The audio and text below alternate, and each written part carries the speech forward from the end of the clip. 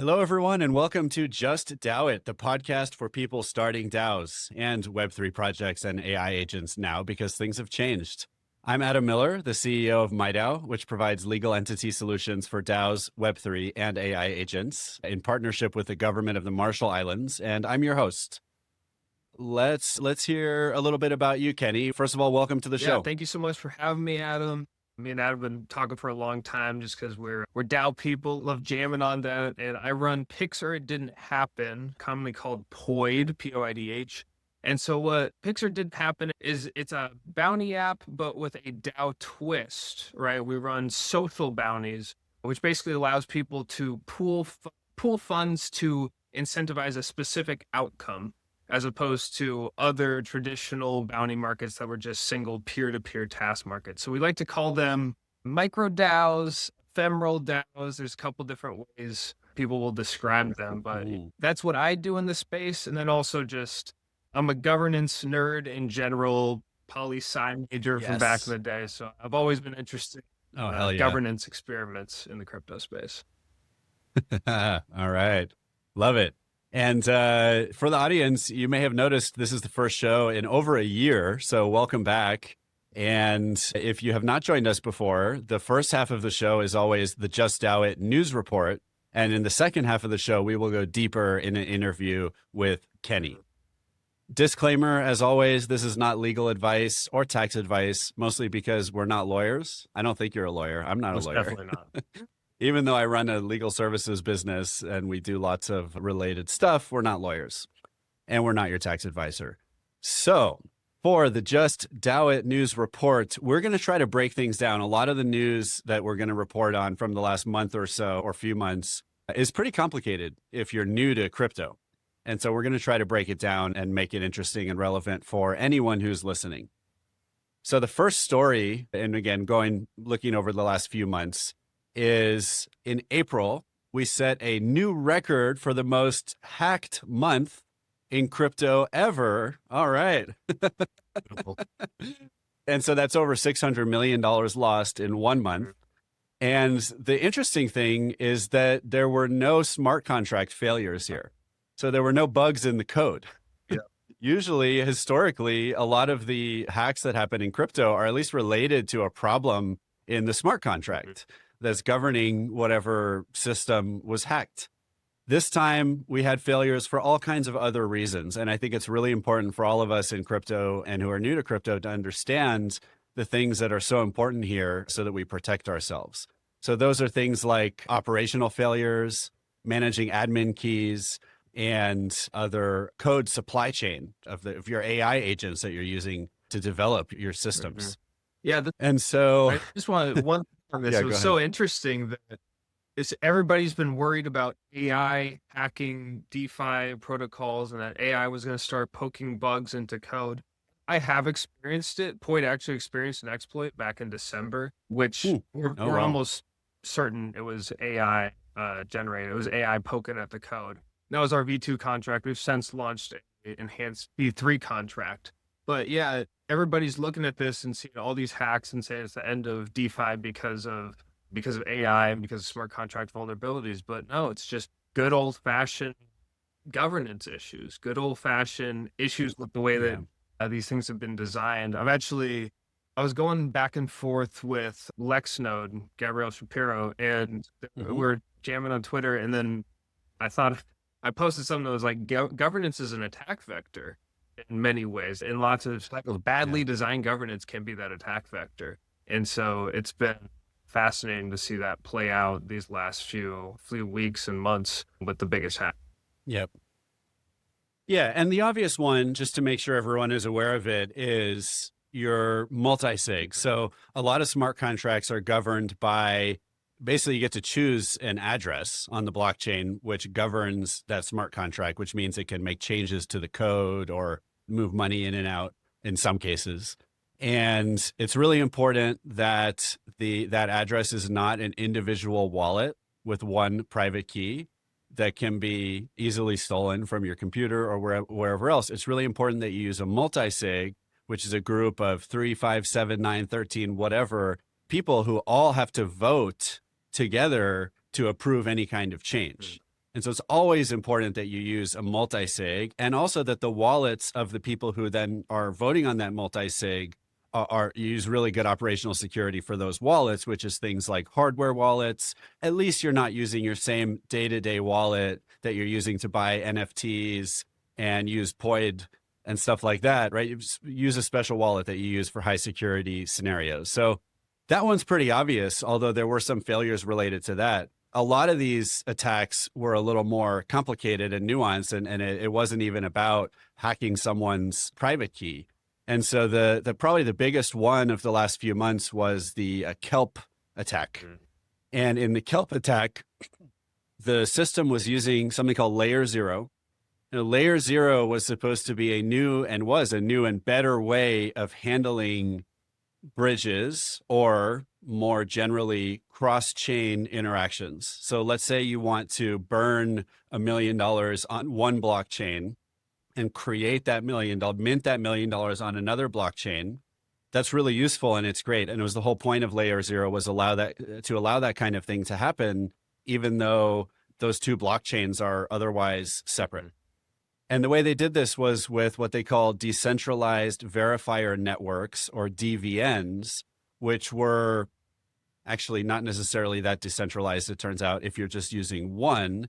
But the idea was that each of these networks is itself a small network, which is governed like a blockchain, several parties all coming to consensus about some kind of information. And then that DVN sends its approval, in a sense, and says, yes, this $1 million was burned on the other chain. And so smart contract, you are safe to mint $1 million on this new chain. So we're actually talking about a lot more than $1 million in this case. And what went wrong was this particular DVN, which was managed by LayerZero Labs, so one of the corporate entities involved in the LayerZero ecosystem, it was attacked in a really complex and nuanced way. So what was attacked was a combination of their RPC. So RPC, what does RPC even stand for? Why am I not remembering? Do you know? Remote procedure call.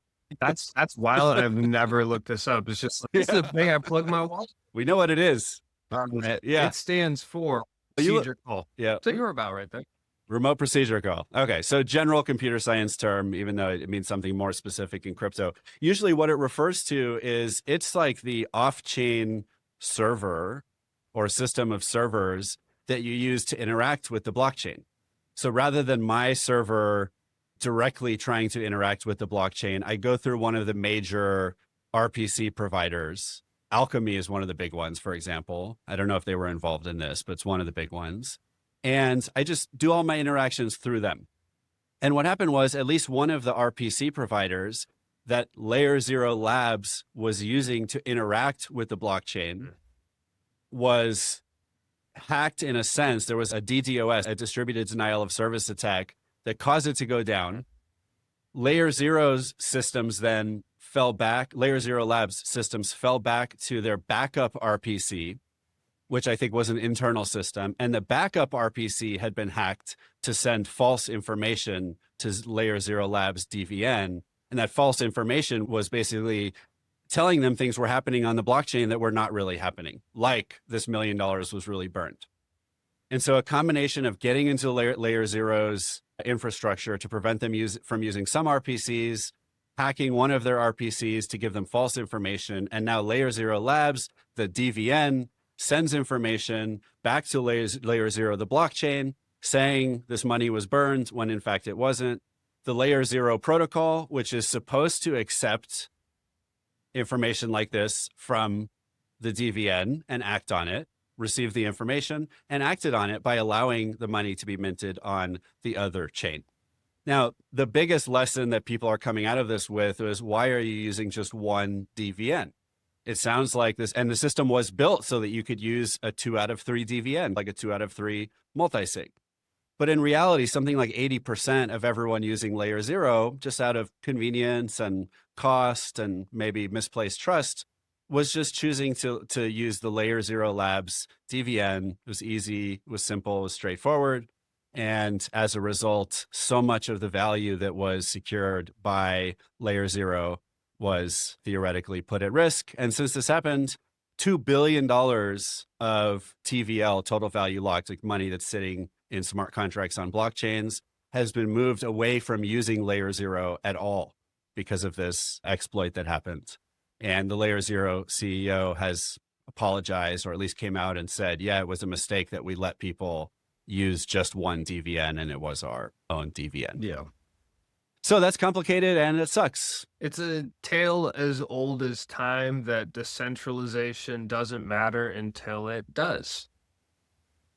And I think so much of the industry has been, we've taken a lot of shortcuts in the industry and gone away from the decentralized roots because it's not always apparent why you need to go through all that work to do decentralized stuff. But then one of these things happens and we realize it all once again. Are we going to learn our lesson this time? I'm not sure, but yeah, over time, I am optimistic. I am not the biggest fan of the way the industry has moved with many centralized things being adopted. But I think in the long run, we're going to figure this out. And this becomes another warning sign that's like, this decentralization does matter. We cannot build these systems that look shiny and nice and crypto on the outside, but as soon as you tear them apart, it's, oh, there's a one-of-one multi-sig somewhere, or there's reliability. There's reliability on things that are obviously not decentralized. We're going to get there, but it's also like, it often looks decentralized and it seems decentralized. And it just takes, I think, a contrarian viewer to look at this system and say, okay, sure, you're on lots of blockchains. Okay, sure, you're using LayerZero, which is more decentralized than every other bridge before it. Okay, sure, you're using the decentralized verifier network, which itself uses multiple RPCs and has a multi-sig in it. Oh, seems pretty decentralized.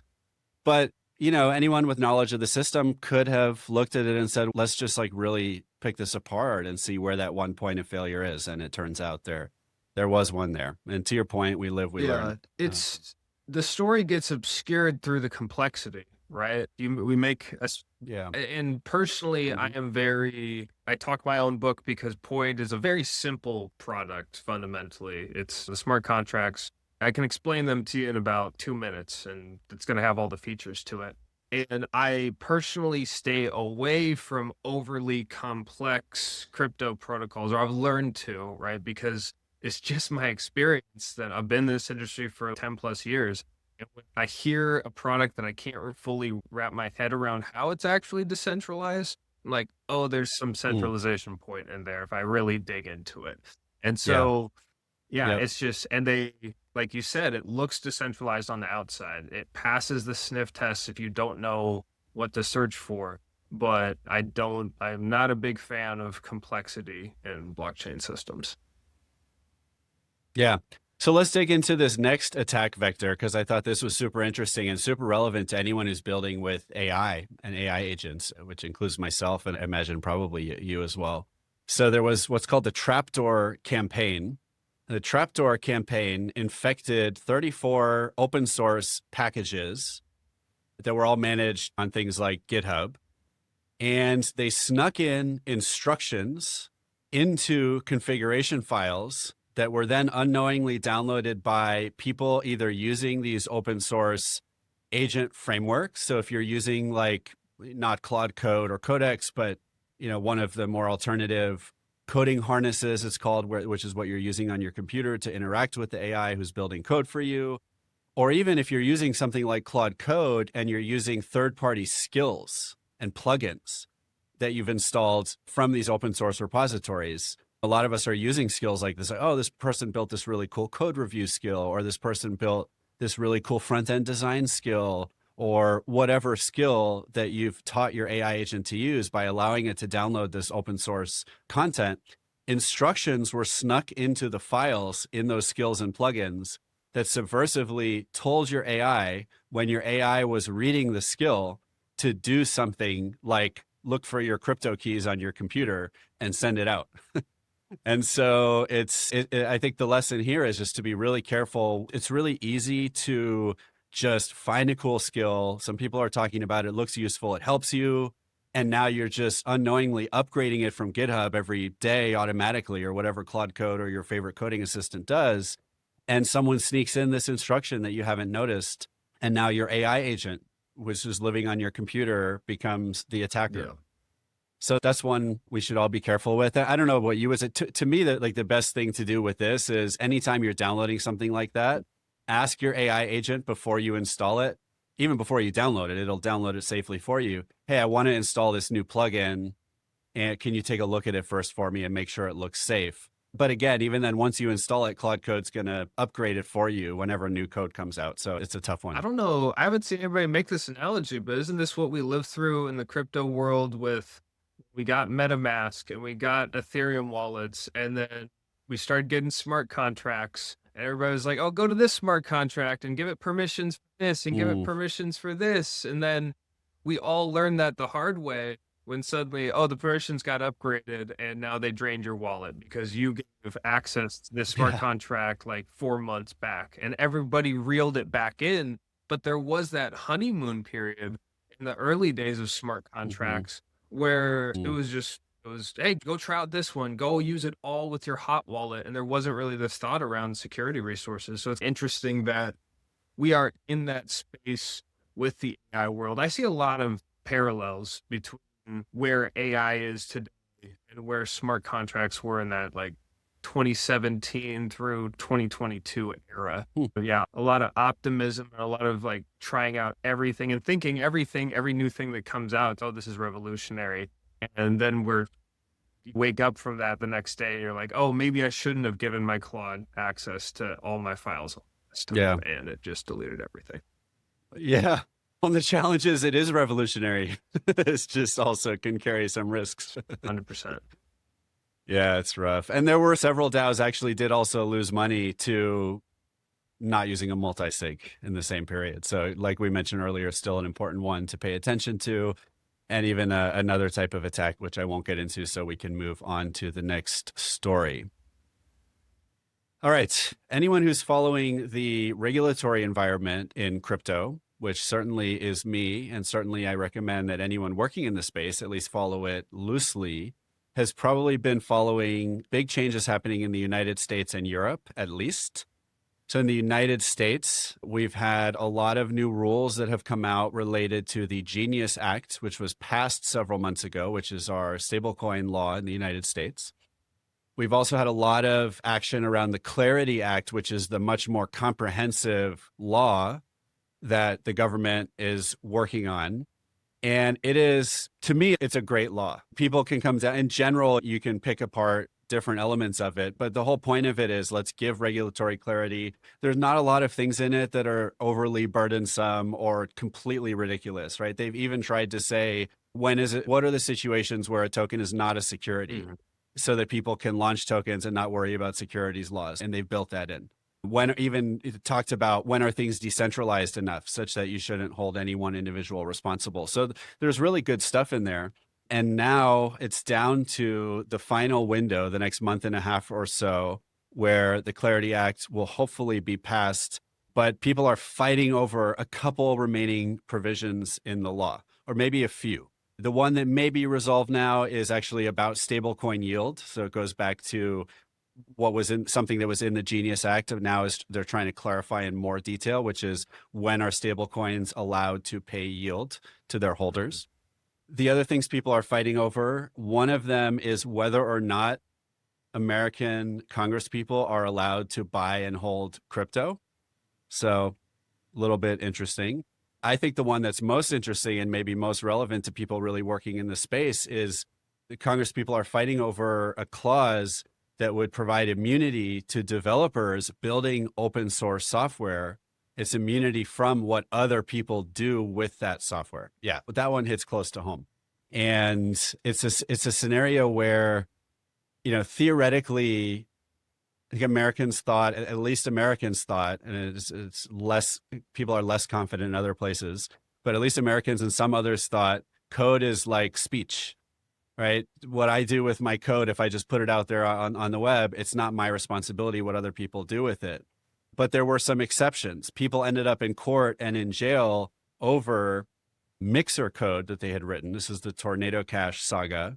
And in Europe and the US, there were issues where, because sanctioned countries were involved in using the code, the government said, this is an exception. We're not going to apply the free speech tradition. We're going to say that in this case, the damage is too great. North Korea or whatever was able to launder money using the smart contract. We're going to go after the developer who wrote it.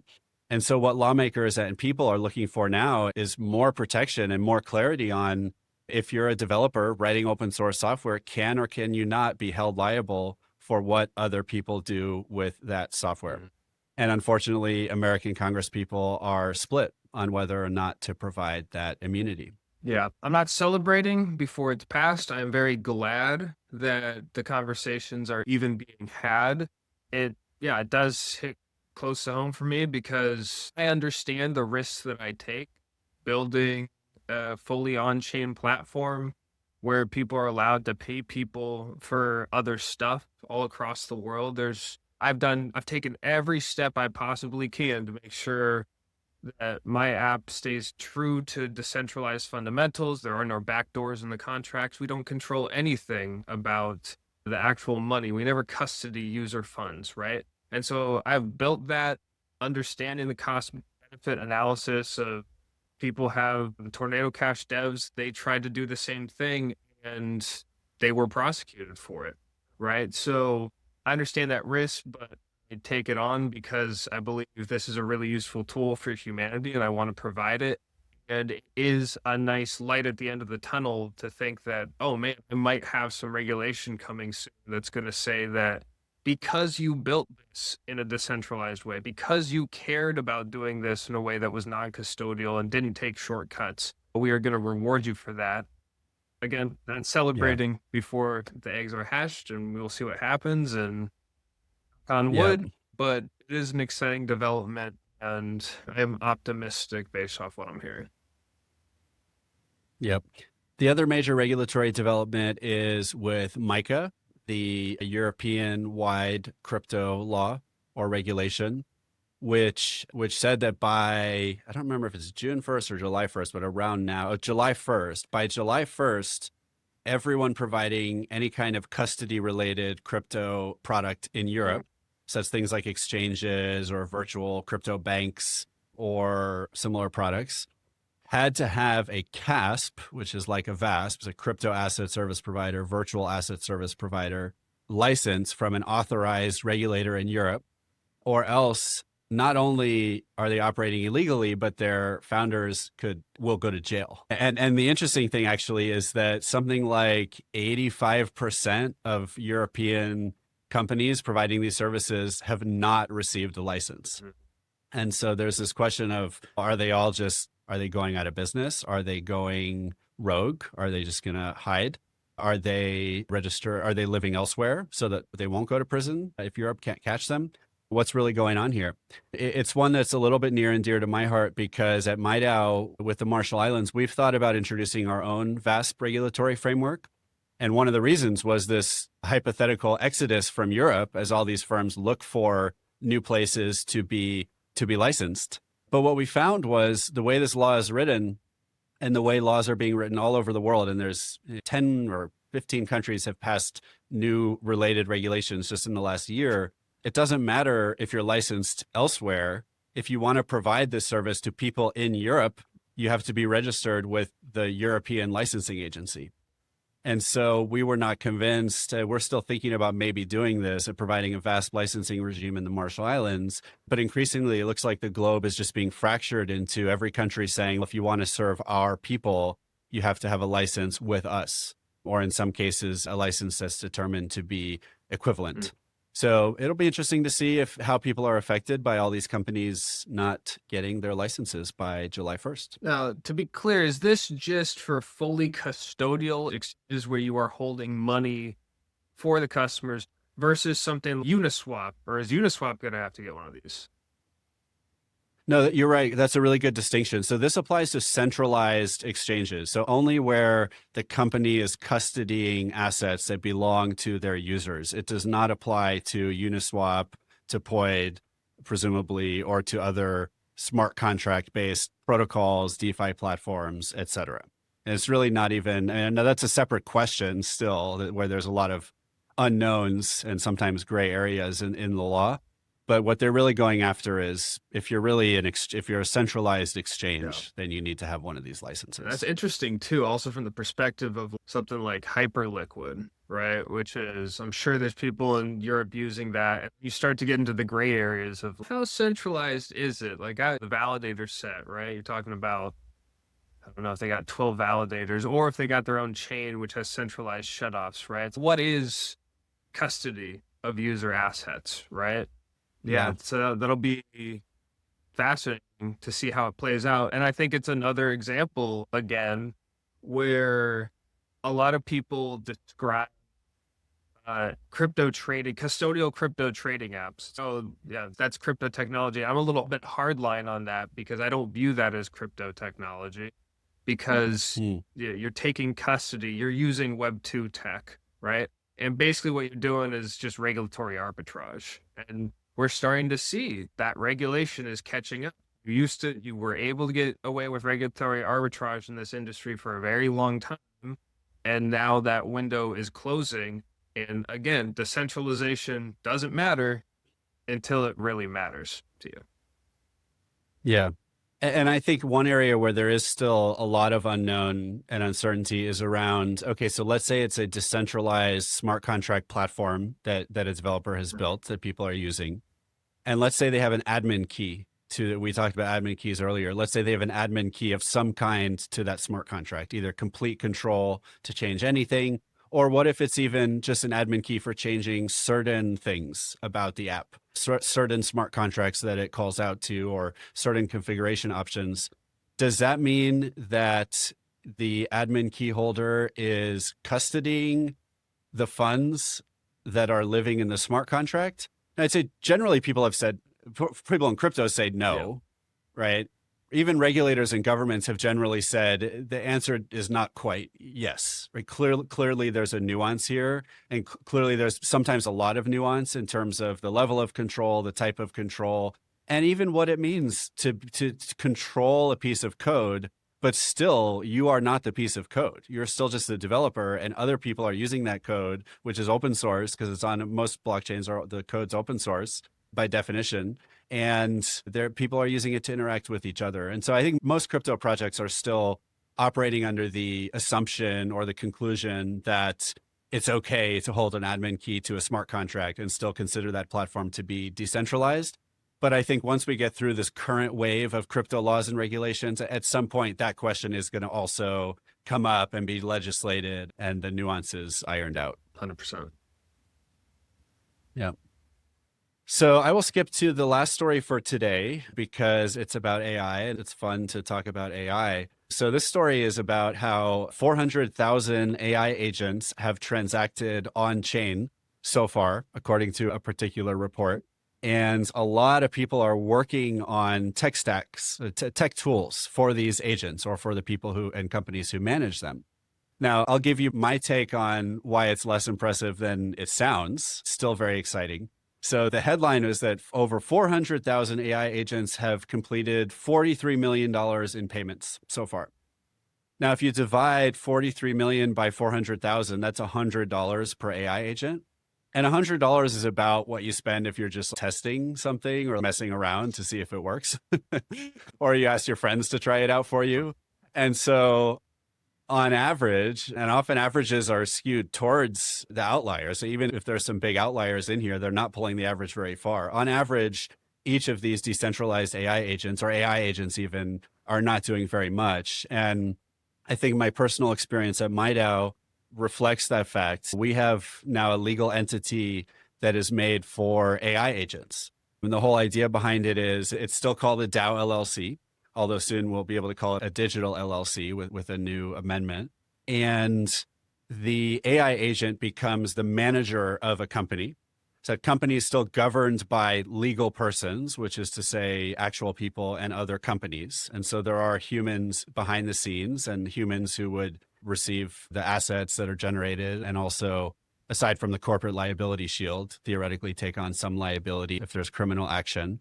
And we're not the only country and registered agent to be excited about this. It was in the news recently that for the first time, I think a few times people said it was the first time, an AI agent has opened a bank account because the AI agent was the manager of a company and the company opened a bank account.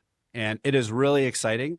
But having reached out to a lot of these founders and the people building these, there's not yet really a lot of demand for decentralized, independent AI agents to have their own legal personhood in a sense and have their own company that they're managing and that they're driving. Most AI agents are simply acting on behalf of the person who built it or the company who built it. It's whether it's trading for you, whether it's doing customer service for you or marketing for you or coding for you, whatever it is. Most people are just saying, oh yeah, AI is just another tool in my software stack. It's not its own thing. So we are really interested to see when that changes, because I do believe that decentralized AI, just like DAOs, presents a new form, a new opportunity for a new type of institution or a new type of, let's just call it organization in the world, which is organizations that really are AIs in and of themselves. And we'd actually love to hear from people if anyone would like to experiment with us and have your AI agent open a bank account and enter into contracts. We're working with a couple partners on building those out in collaboration and at almost no cost, if not no cost to the partners. So if anyone wants to experiment with this, please reach out. Kenny, do you have any decentralized AI agents that you've born into the world? I haven't worked with decentralized ones, but even when AI agents first came out, the earliest poidh experiments with people running AI agents, that came because when was everything popping up with that early IXBT was popping up and virtuals was coming out in the crypto space. It was late 2024. And so I have this bounty platform and it's completely digital. And so I was working with some people and they were actually thinking about running an agent that distributed its coin to people who completed bounties, right? That would be the distribution mechanism for that coin would be like run 100 bounties and then the winners of each bounty, they get the coin. I thought that was pretty interesting, but they ran into problems with it and the reality. So I've seen this up close of AI agents trying to get stuff done in the real world through this bounty player. Agents trying to pay humans to do stuff. And the problems there is like an AI agent, there's so many signals that humans use and instinctually pick up on, and judging whether or not something got done there's a lot of things that we take for granted about how we judge that as a human. We just think it's easy. It's not for an AI agent. AI agents are very good at just digital things, but trying to cross that chasm into how does an AI understand meat space, it's so hard. And so when they were running this AI agent, it was trying to do bounties like, okay, wear a blue hat by the beach, and then it just gets inundated with AI photos, right? And it's AI versus AI, and it doesn't end up being very fun. Now, there's lots of different ways you could build things into it to maybe help it. And people have been trying to do this for a long time. People have been trying to figure out, I've seen a lot of AI quest platforms come and go in the same time that I've been building poidh. Yeah, it is a tough problem. And I think that's the fundamental thing that people are getting excited about these AI agents transacting on chain. They're missing that last mile that's really tough. And that's, how do you give an agent money and not get it ripped off? Because it's going to have every agent out there trying to rip off your AI agent that, this guy's, he's the mark now in the AI agent world. He's got money to give away. Let's go get this money from him. Yeah. Other thing too is that we are underestimating ourselves as humans. We don't care about just making money. Humans want social reputation. We want other humans to look at us and be like, oh, that guy built something cool. That woman built something cool, right? The goal for us is more social glory than it is just make money. And I think that's what we're forgetting when we think, oh, an AI agent is going to run its own company. It's like, there is no inherent spark within an agent. It's like, oh, I want this glory in the AI agent world or from my human. You could try to prompt it. You could be like, yo, really go after this, pursue it, right? But humans have that built in evolutionarily through billions of years of life trying to figure out what matters. And so, yeah, I think we're Yeah. underestimating ourselves a bit when we think, oh yeah, AI agents are going to be running out all the companies soon. But yeah, it is still Yeah. fascinating to me. And I've been meaning to write an article about how Poid can use agents, and I like using AI agents within Poid's flow because it's great. I've had people experimenting with, they run a bounty and then their agent judges all the submissions for them and gives them a nice summary. And it's still them staying in the loop as a human and helping the AI. That's what I'm most bullish on. I'm still very bullish on humans and just agents coming in to supplement them, but they're not replacing that fundamental human being the driver of actually getting things done.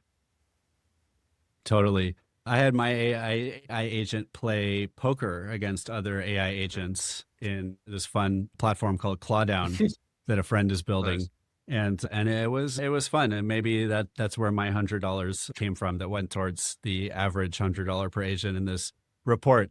But there is a lot of exciting stuff happening. We're not the only ones who think so. AWS launched Bedrock Agent Core Payments, which is a payments platform for agents. Coinbase released Coinbase for agents. MasterCard launched Agent Pay for machines. And MetaMask launched Agent Wallet, which keeps a human in the loop, to your earlier point. So there's a lot of exciting stuff happening here. And part of what this is driven by is that of this $43 million, 76% of transactions fell below 30 cents, which is the minimum fee to do a Visa transaction. And so clearly there is new infrastructure needed for when this market really does or continues to take off. In closing for the news segment of the program, a lot of this news came from one of my AI side projects called Beta Briefing, which searches the web for you every night and finds every story that could possibly be relevant to you, reads it for you, and writes a nice editorial about everything in a way that it thinks will be most relevant to you. So if people want to check that out, it's free for now. It's at betabriefing.ai. And it's especially great in niche spaces like crypto, where there aren't really a lot of great aggregators or news sources as it is. And so it's really helpful for finding this type of information. For sure. So that does it for the Just DAO It News report. And now on to our featured guest interview with Kenny. So Kenny, it's been fun already, but excited to dive a little bit more into you. Let's start with your background in Web3 and DAOs. How did you get into this space in the first place?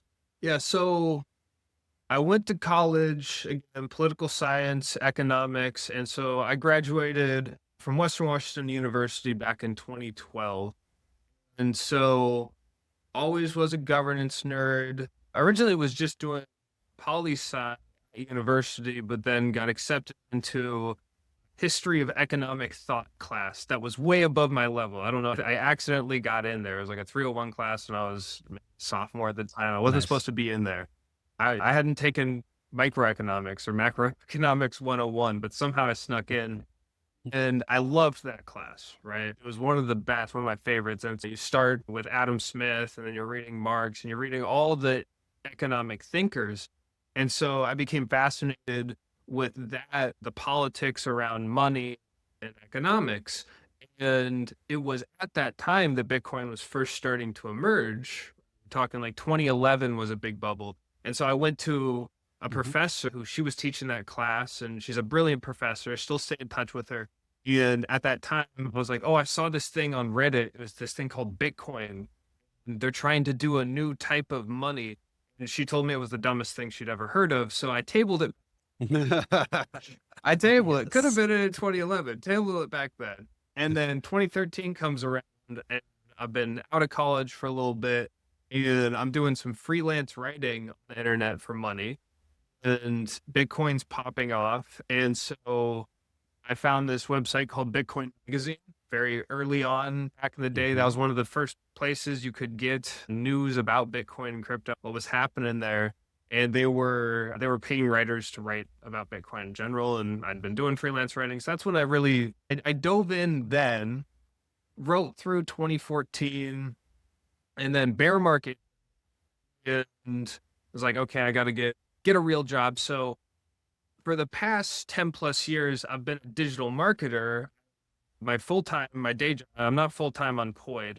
My day job is I'm an SEO consultant. I worked at SEO agencies for a long time. So people come to me with their websites when they want to show up on Google.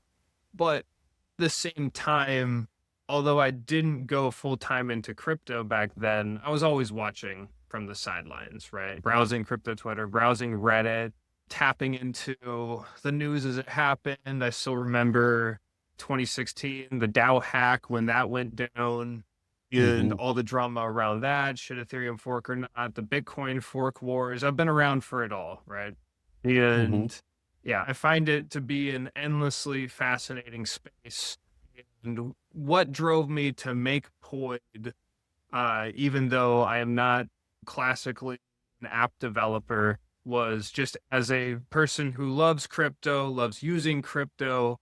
And yeah, as a user first, I found, frankly, a lack of apps that I could show to an average person and they could understand it, or they could reason, why would I want to do this? And so it was me personally being like, all right, nobody's going to build something. I'm going to figure out a way to build it. And so that's what I've been doing for the past 3 years with Poidh in my spare time, trying to build something that uses crypto in a novel manner to present a use case to people that's actually that they can grok, that they can understand. They're like, oh yeah, there's this website. And if I do this thing, then somebody will pay me. Or if I want to see this thing done, I can go add money to this pot and it will increase the odds of that thing happening.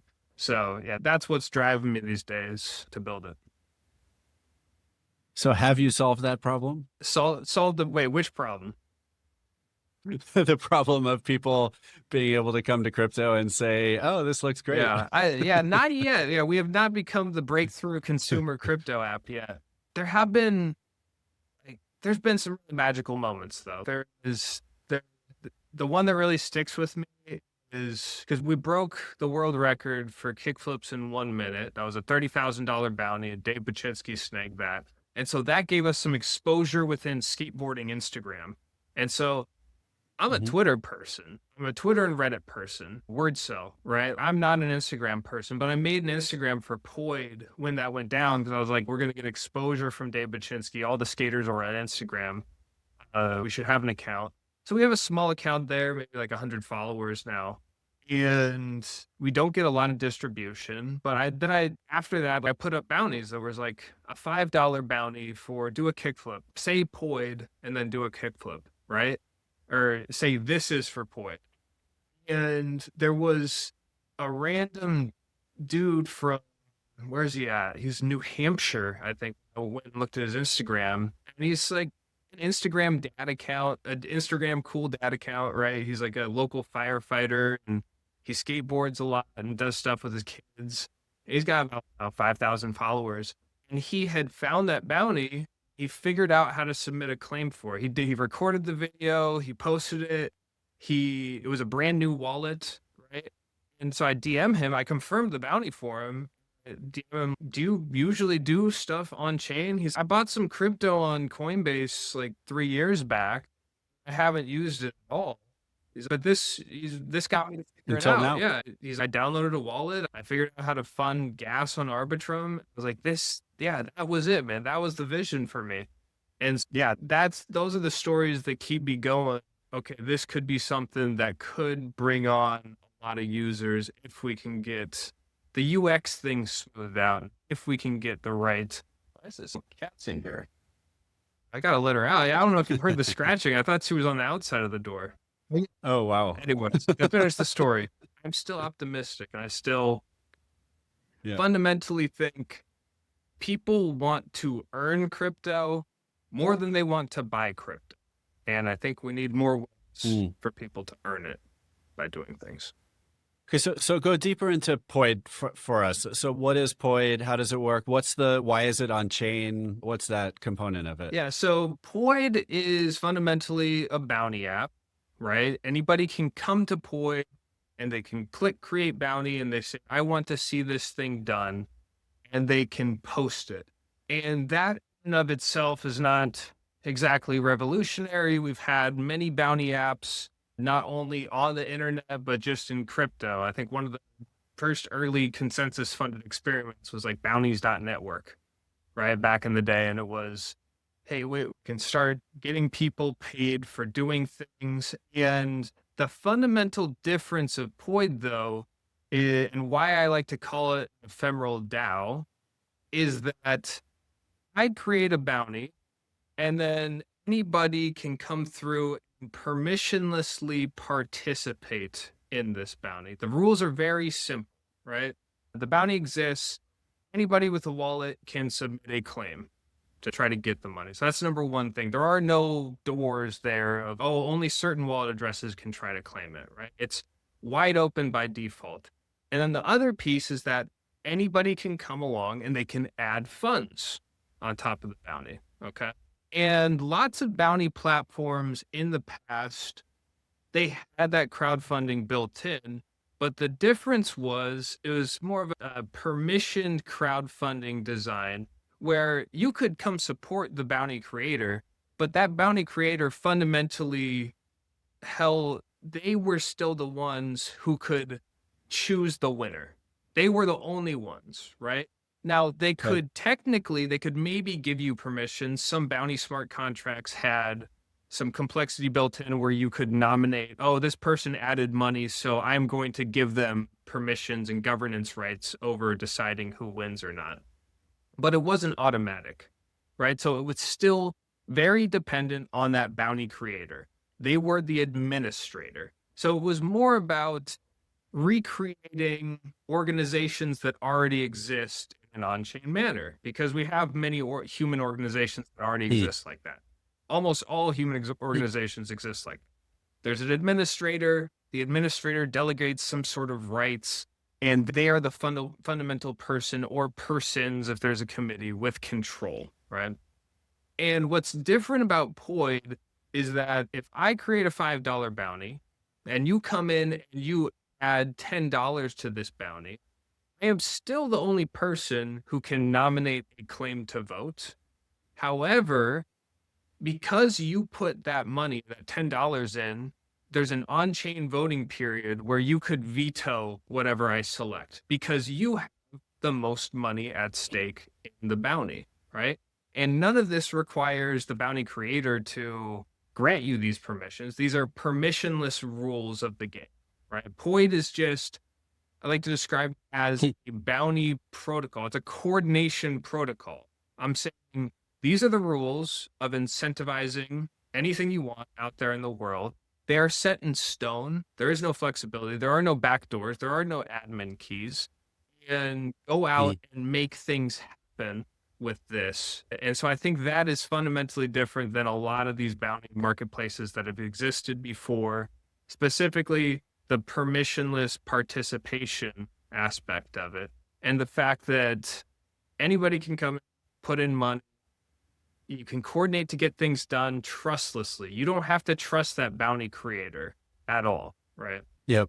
So I want to put this in a little bit of historical context and broader governance context in terms of the history of DAOs while you rescue your cat. So one of the really cool use cases for Web3 has always been DAOs, right? Decentralized autonomous organizations.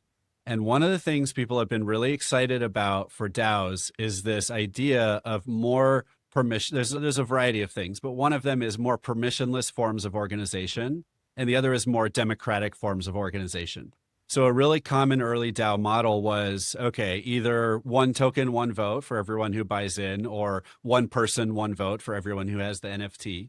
And we're going to pool our money or wherever the money comes from. Maybe we raised money, and now we're going to create, rather than having a CEO and then departments and teams and people where everything is driven top down from the CEO, we're going to collectively create a bounty program, or it could be under a different name, where the whole community, the whole democratic process has approved that $1 million is going to be provided over the next year. It's going to be split into, let's say, 50 different projects that the organization needs done. And for each project, there's going to be a bounty of 50,000 or 10,000 or whatever dollars. And that bounty is associated with doing a certain piece of work. And it didn't take a long time to figure out that and we should have known that you can't just trust people. You can't just let anybody take any bounty they want and just give them the money and then trust that the work is going to be done. You can't even, it's even very challenging to validate that people have done the work that they've said that they were going to do, or choose people that are even capable of doing it in the first place. And whether you try to keep that completely trustless, which doesn't work, or whether you try to have the entire community vote on who should receive each bounty or whether the bounty was done well, that often doesn't work because you just run into the fact that the democratic process is challenging. Maybe people aren't paying attention or they don't vote. Maybe the community members are not the best people to decide whether a piece of code was written properly or a marketing campaign was done well enough.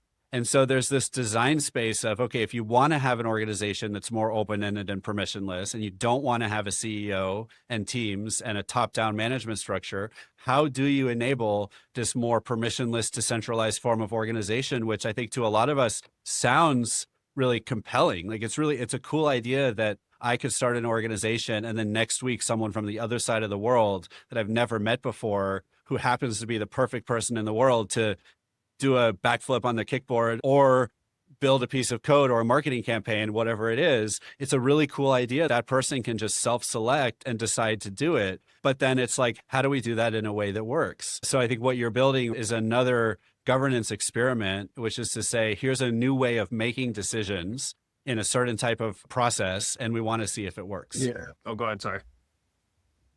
I'm just curious, did you also come up through this world of DAOs and all these different governance designs? I don't know if you learned about it in school even, but did you come from a background with a lot of nuanced knowledge about the different options, or did you just happen to jump right into one possible solution and are learning from it? I didn't do a ton of, I wasn't involved in those early Gitcoin experiments or the early Bounties network experiments, right? It was more, I came from the more degen trader side of things back in those days, right? So I wasn't heavily involved in that aspect, but I do come, again, political science, economics background, right? Fan of free markets in general. And so I was doing SEO, right? I was a digital marketer, becoming very good at SEO, and then checking out crypto stuff on the side at night. I think SEO is an interesting analogy for this, right? Because SEO is you're surfacing truth on the internet through the centralized signals that already exist out there. And you're finding a way to formulate things together and say, okay, out of hundreds of thousands, millions, billions of web pages, these are the 10 best on the internet. And Google found a really cool algorithm for that. So I think that's helped me in this regard. It's just distributed systems thinking in general. And my issue with the past Bounty and DAO network designs, and I think you did a good job describing what was always the way that people approached it. And so what we did was we took human organizations have always been constructed the same way, right? Okay, let's get a big group of people together and let's pool a big pot of money and then let's find a way to distribute it well, okay, for specific objectives, okay? Now, why did we have to do that in all of human history? Why did we have to do it that way, right? We had to do it that way because money wasn't programmable and wealth was physical, and so you had to literally centralize it somewhere. People distributed over a large geographic space literally could not centralize all their money without putting it all in one place. There was no way for them to contribute. So you had to do it that way. You had to have a centralized government, and then you had to figure out how to distribute. And so what we did when DAOs first came out is we took that same model. We're like, okay, now we'll just put it on crypto rails and it's going to be better because it's on crypto rails. No, you're running into the same problems that have always existed, where you pooled money for a vague general cause and then had some sort of governance to try to figure out what are the objectives that best align with this cause. And then you tried to distribute that and oversee that. It's messy and it's big and there's a lot of complexity. Again, I don't like complexity guy. So the analogy I always bring to that is it was like the early 2000s on the internet, and it's like blogger websites, right? Where you had your blog and there was a lot of different settings for it, and it was yours, and everyone was very unique.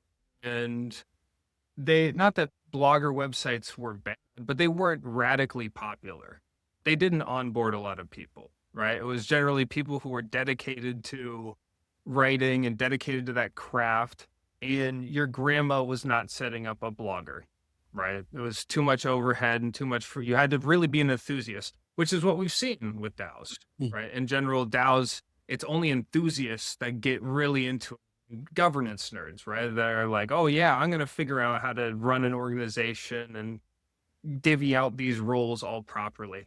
And so I wanted to come at it from a different angle, which is when I think about what is the method of publishing on the internet that broke out massively. It was social media.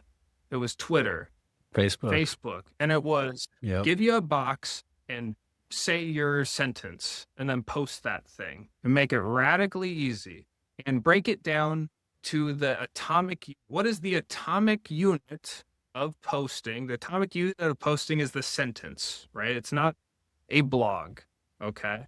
And what is the atomic unit of an organization? It's an objective, a single objective that people want to get done. And so that's why I'm taking this approach with Poidh, where it's not so much let's build a big organization and do like things that let's run this organization forever and go after an abstract goal. I am forcing you, when you come to my website and you want to get something done, I'm not going to let you create a bounty for, hey, we're going to save the trees. I'm going to tell you, no, I don't want that. Figure out the objective. What is the objective that helps you save the trees? Okay, now create that objective, the bounty for that objective. And we call them ephemeral DAOs, right? It's a DAO that exists for one specific thing, and anybody in the world can come help support that thing. And if the thing gets done, the people that put the money in, they get to vote on whether the thing got done. And then if they confirm it happened, get paid out, everybody goes on their merry way. Yep. And they could permit, maybe those people want to set up a Discord now and they met each other and they found other humans that care about stuff that they care about, and they can decide to keep doing bounties on us, or they can figure out a different way of funding in doing long-term projects on their own. That's fine. That's not the problem space I want to tackle. There have been systems for setting up organizations forever. I don't want to set up more organizations. I want to work on objectives. And that is where I think things went wrong in the history of DAOs, and why I'm bullish on the concept now, because we see this time and time and time again in tech where people try an idea and the early iterations don't work and everybody gives up on it and everybody's bearish on it. And then it comes back with a little bit of a twist and it can work. So I think we got something there. And most people, when you talk to them, they get it. They just don't know that it exists. They don't understand how Poidh works, and they think it's just like all the other bounty apps that existed before, but it's subtly. Yep. Well, the nice thing about building things in Web3 is everything is very composable. So for all of the people who are still working on a more classic idea of an organization, and which is like one big collective purpose and one big collective pooled money and one big collective governance system, and then filtering that down into eventually getting each individual thing done, you can compose Poidh or anything else with the rest of the system. And so if that means that Poidh is used by the individual team that knows what its sub project is within the greater project, and now it just needs a lot of more atomic individual things done, then they can compose with Poidh. I'm still excited about people trying to solve the rest of that problem as well. I believe in the whole stack in terms of just this idea that organizations can find a way to be more democratic and more effective than any combination of corporations and governments, democratic governments that exist in the world today. And one of those problems that they need to solve is getting individual things done and getting them done right. Yeah. view, like social media has been a very useful thing for organizations. Organizations that figured out how to use social media the best, they're the ones that are thriving now. And so that's my hope. I can't, I'm very obsessed with this one problem, and I don't know if I'll be this obsessed with any other problem in my life again, right? There's just something that's popped up. I'm like, oh, I really feel passionate about this and I want to work on this problem. And the hope is, yeah, we figure this out, we get it right. And then, like you said, other organizations can build on top of it, and it becomes something that makes them more efficient and easier to track and better at the job they do. I am super stoked. I got to share, like, we have this 3 ETH bounty from the Encrypt the Mempool folks and Shutter DAO. That's a perfect example of what you're talking about. They're out here putting a massive bounty, and they are a DAO. They are an on-chain organization using us because they see it and think, oh, this would be a good way to execute on our goal. Definitely not bearish chain organizations in general, just laser focused on a little piece of the puzzle. Yep. And I think a big risk we face, so back to your analogy of social media and Facebook winning and a few other companies winning with them, is how do we ensure that the eventual solution that people latch onto for DAOs isn't actually just like Facebook DAOs, and you go to Facebook and Facebook actually holds the money and Facebook actually counts the votes and Facebook actually pays out the bounties and does the verification or whatever else. Because I think one of the reasons that Facebook succeeded, it wasn't as simple as just the user experience of sharing short, simple messages. It was the fact that everyone did it in one place. Facebook took all the complexity out of it for you and made all the rules for you. And then everyone ended up using that same platform or a few others. And so I hope that in the world of DAOs and decentralized governance in general, that we were able to solve these problems and figure out how to have successful organizations on chain before someone like Facebook or Amazon or Google figures out a simpler, easier UI. We take all the complexity out for you and just trust us. Everything's going to work fine. Yeah, it's a pressing problem. And that's, again, why I'm so passionate about it and why I am bullish on the direction that we took for poidh, because it is just open contracts. And we launched on Ethereum mainnet, which I'm super proud of too, where now we have 4 chains, varying degrees of centralization within those chains. But the Ethereum mainnet contract, again, it's immutable, no backdoors, no admin keys. And so this is now just a public good that exists out there that people can use to organize around. If it gets big, that we get 2.5% on all treasury, on all bounty completion. So 100 ETH bounty happens, we get 2.5 ETH into the treasury. Now, ideally, long-term, coming back to the Clarity Act, like I would love for that to be something that it's a treasury that we have a token that's distributed token holders and they do governance over that. And like, I can step back. This is this public good that exists on chain it is the open coordination protocol that a lot of people are using. And there's no sort of, what's the word for it? Gatekeeping, right? There's no gatekeeping to this because anybody can plug in. We had NarsDAO. NarsDAO created an alternate front end 2 days ago. They announced, like, you can go to NarsDAO, you can create bounties there, you can submit to bounties there. You don't have to even go to poidh.xyz. And that's what's really fun to me when I think about that is, an organization can have their own bounty portal and it's just showcasing their stuff and they remix things their own way, but they're still building on top of this one single contract that's built on Ethereum. Yep. So it sounds like you, based on what you were saying about your treasury, you're following the progressive decentralization approach for your own project and treasury, which is, I think, generally accepted as normally the right thing to do these days. Early on, let's say 3-4 years ago, it was really common if you were launching a new crypto project, you thought you were expected, and maybe you were expected to decentralize governance from day one.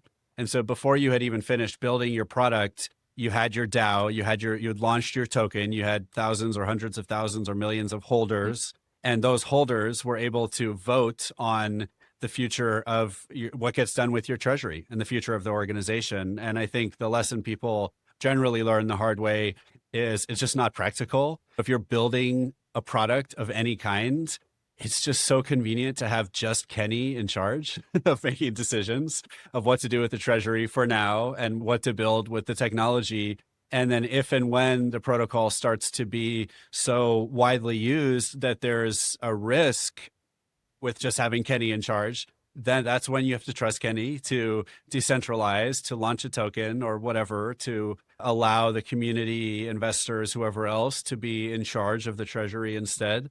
And I think that's maybe things will change. People are still, certainly a lot of people are still launching DAOs and launching projects with decentralized governance built in from the start. Even really creative governance models like Futarchy, which we've seen a few of in the Marshall Islands or several of, where decisions are made by the market, of people buying and selling tokens that represent decisions, yes or no, on whether to fund something.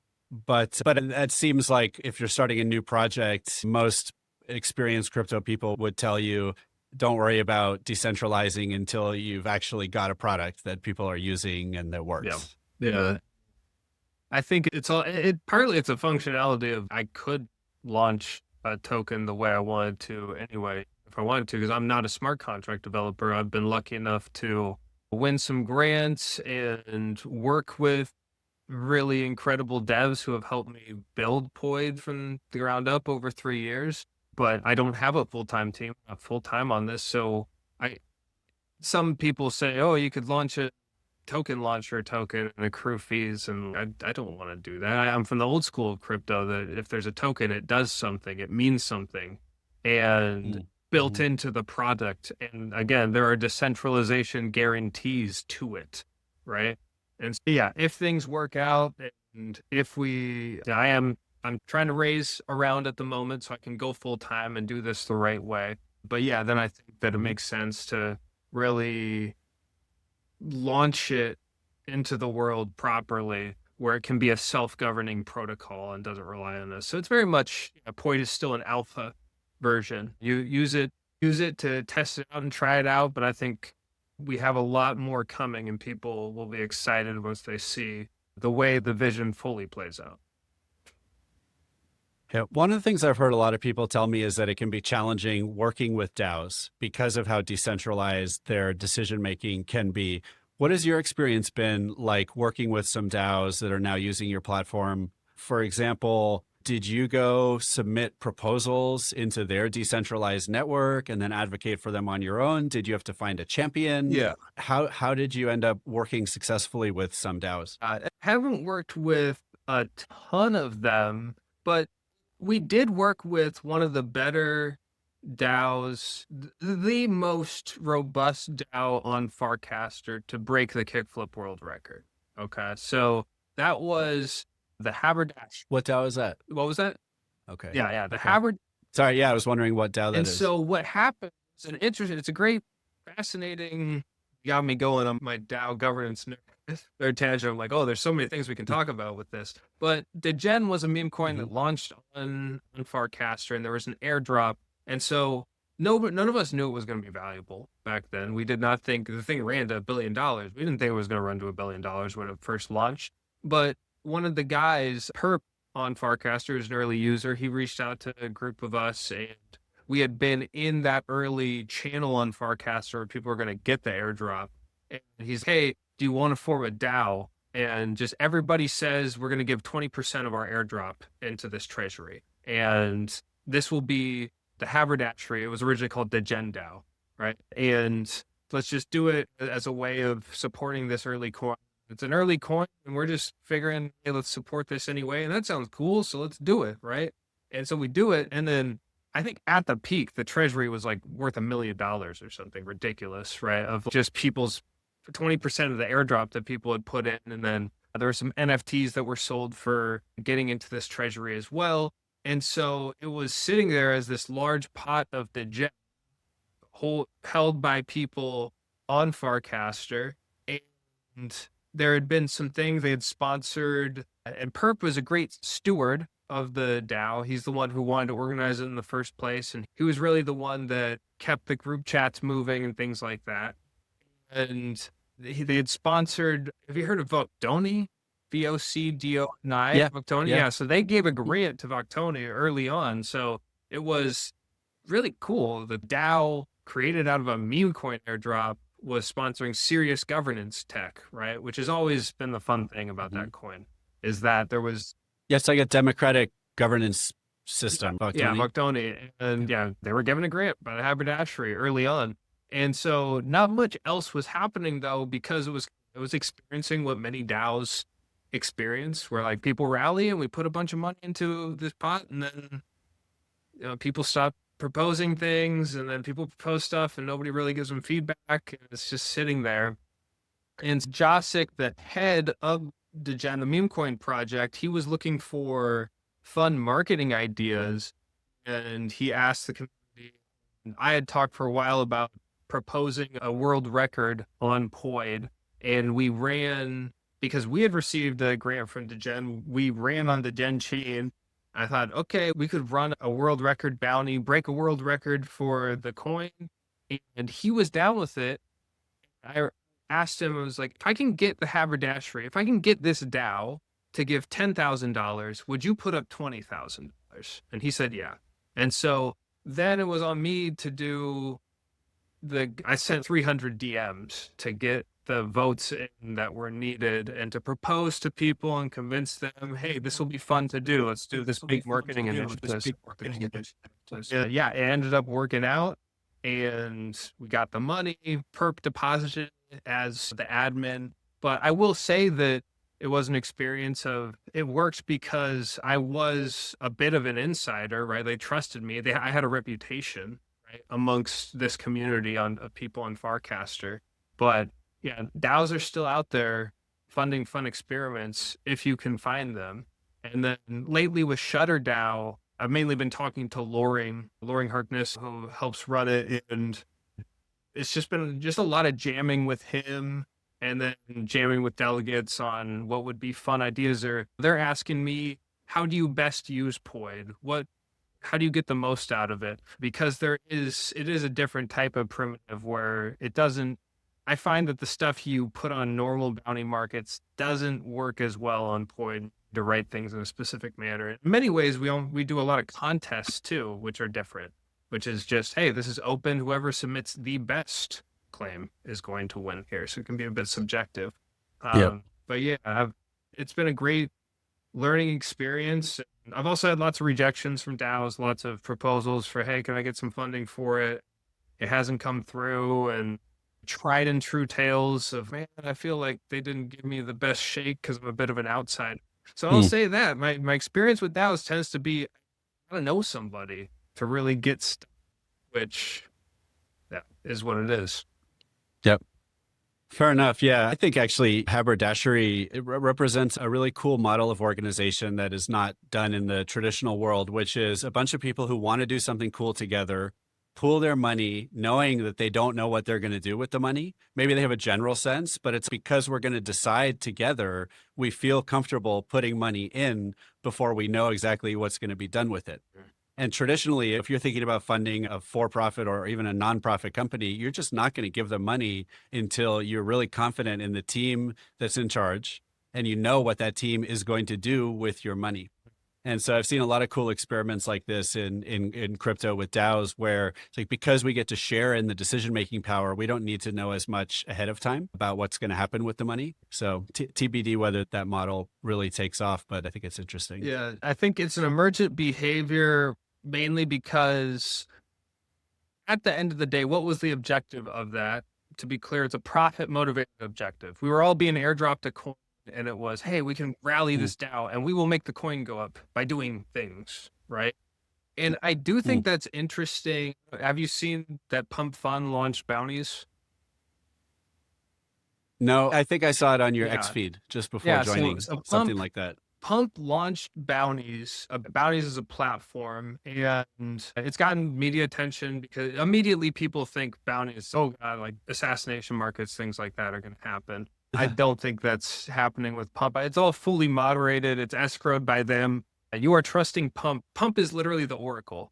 Pump.fun decides whether the task gets paid out or not. But I wrote an article on it, so if anybody's listening, they want to learn more of my thinking about the bounty case, go check that out. It's called In Defense of Bounties, and saying why I still think bounties are a good idea. And I think the Pump signal here is just that Like, why is Pump doing bounties? It's so different than everything else that they've done. People to do stuff for your online community is an emergent behavior of the meme coin communities that call Pump home, right? Because they all think, we need some marketing. We need to get attention. Let's go have a guy get a tattoo for us. And then we can share that clip online, right? And that's going to make coin price go up. And so that's why Pump added it. It's because Pump saw that online communities that all have objectives, they need people to get stuff done for them. They're trying to pay people already. Let's create this bounty system for them. And why I'm building Poidh the way and not like Pump is, where, and a lot of people have told me this too, I should promote Poidh for more degen stuff. And there's also this another Solana bounty market called DAO market, where they pay people to drink piss, stick their tongue in a mouse trap and things. And people are like, you should do edgy stuff like that. I'm like, okay, they're doing that because we're stuck in our own little crypto corner where the main online communities are people trying to pump a coin. And that's the type of stuff that they do to pump a coin. But there are online communities everywhere that want to get things done in the real world. There are very large, local subreddits, the Seattle subreddit, hundreds of thousands of people every day, right? There's sports subreddits, there's team subreddits. Online communities are everywhere. All of these communities have shared goals that they want to do. There is no single platform where they pool capital to get those shared goals done. That's the broad vision for Poidh. And it's the fact that like Pump isn't doing bounties because they see that side of things, right? And so I would never want to be the degen bounty platform because there's so much more that we can do and a much bigger prize to be won if you are the website that people use to allow online communities to execute in the real world. Yeah, I think that's a big part of the vision for DAOs in general is there are online communities, but most of them are limited to either a web forum, a web group chat, sharing photos online. And the thesis is that if they could, in a way that's trusted, or we might call it trustless in crypto, but in a way that's trusted, pool their money and do things together with that money, we think that they would and that they would want to and that it would be effective. But yeah, the uptake has been relatively slow as we try to figure out the right way to do that. Let's turn to closing. Kenny, this has been amazing. Before I share a little bit about where to find me online, where can people find you and Poidh and anything else you want to tell people about on the web? Yeah, you can find me on Farcaster at Kenny, on X, Kenny is typing, Telegram, Kenny is typing. And then you can find Poidh at poidh.xyz. And then all our socials are the same, poidh.xyz, no dot in there.